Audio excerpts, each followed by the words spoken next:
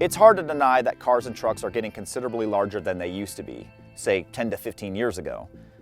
With safety and technological innovations as well as consumer demand, vehicles are getting bigger. Now, with some manufacturers in the last couple of years, specifically, there is an increase of demand for off-road warranty-friendly packages direct from the dealer.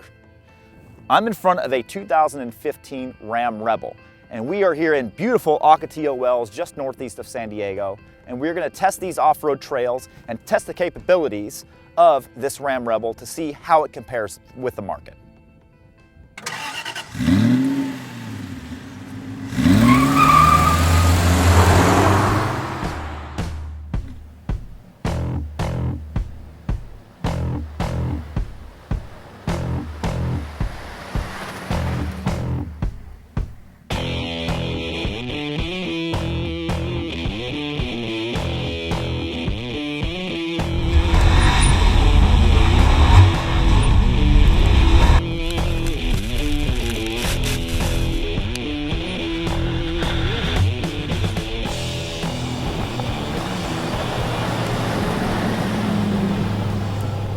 Before we start diving into the details, let's get one thing fairly clear.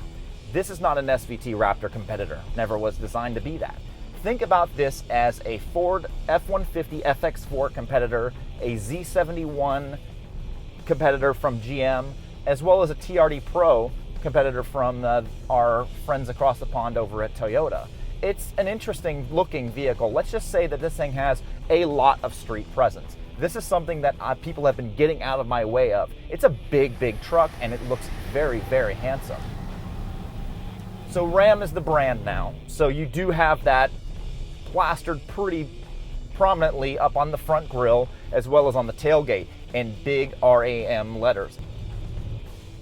Now, since we are talking about styling, trucks have gotten luxurious nowadays, and this interior, even on the base Ram 1500, is pretty nice. But on this one, the major thing that you're going to see, you got your black and red interior that carries over from the exterior. You got nice stitching up on the dash, black and red trimming all over the seats here. And then the big thing that's funny to me is the Toyo Open Countries. You got tread pattern up on the seats and everything that's with that. And I actually kind of like that, but it could also be another take it or leave it thing that some may not really enjoy with the interior, but I actually find it to be very, very cool. It looks a lot better than it does in pictures, and it looks a lot better in person.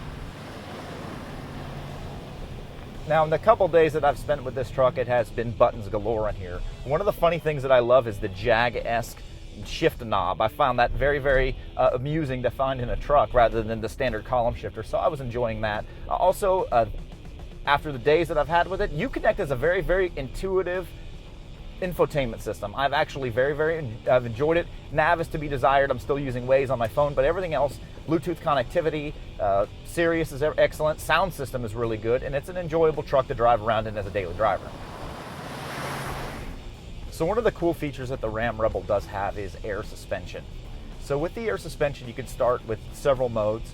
Your normal driving mode is suitable for pretty much any driving condition that you can run across. Now, what the truck will do is if you get at 62 miles an hour for 30 seconds, and at 66 miles an hour and above, it goes into aero mode. It hunkers it down and gets you a more slippery truck for better fuel economy. It also will go into off-road mode, which is it gets another inch higher than the regular travel, and it does work pretty well. The only thing with the back is you got the trailer hitch as well as the dual exhaust, and you start to run into slight departure angle issues if you're going to be going rock crawling, but that's not really what I've enjoyed with this truck. This truck is a sand truck, and since we're speaking of it being a sand truck, I am a fool, and today I tested out the transfer skid plate as well as the suspension skid plate, and I found out that this thing will get stuck on the axles if you were a complete fool in the soft pack sand, which is why I'm hot and sweaty right now. I had to dig this truck out before we started filming. So that's not a whole lot of fun. The truck is very, very competent in two-wheel drive. You can slide it around in four-wheel drive if you want to have some fun.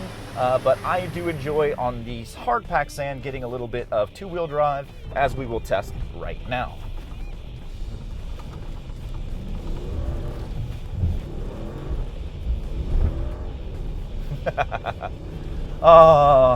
This truck instills a driving behavior that we're going to call it a little bit of a hoon driving behavior. Now, since we've talked about powertrain, again, this is fitted with the 5.7 liter Hemi, developing 395 horsepower and 410 pound-feet of torque. But another fun thing that you can get with this truck, you can fit it, if you don't want four-wheel drive, get it two-wheel drive. You can still get the same styling with that, but you can also get the Pentastar V6 with it. So if you are very concerned about just overall fuel economy, get the V6. You can still have just as much fun, but you know what? This is Hooniverse. We like the V8. Now, not calling this a Raptor competitor actually does a lot of things in this truck's favor.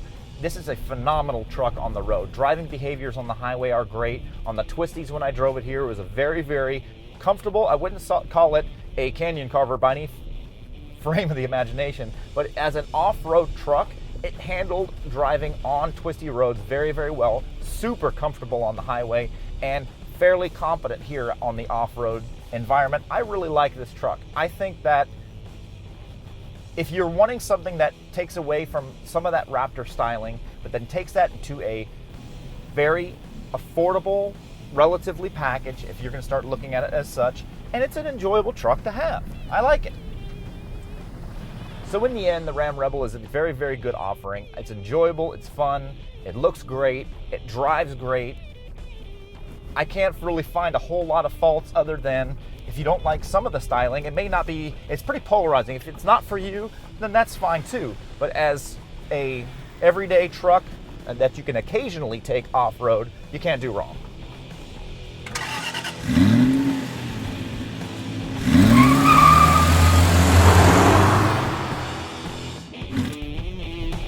All right, it's time to U-turn around.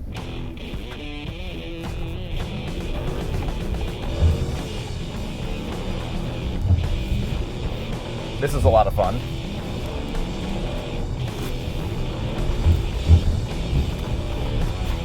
I can't see anything.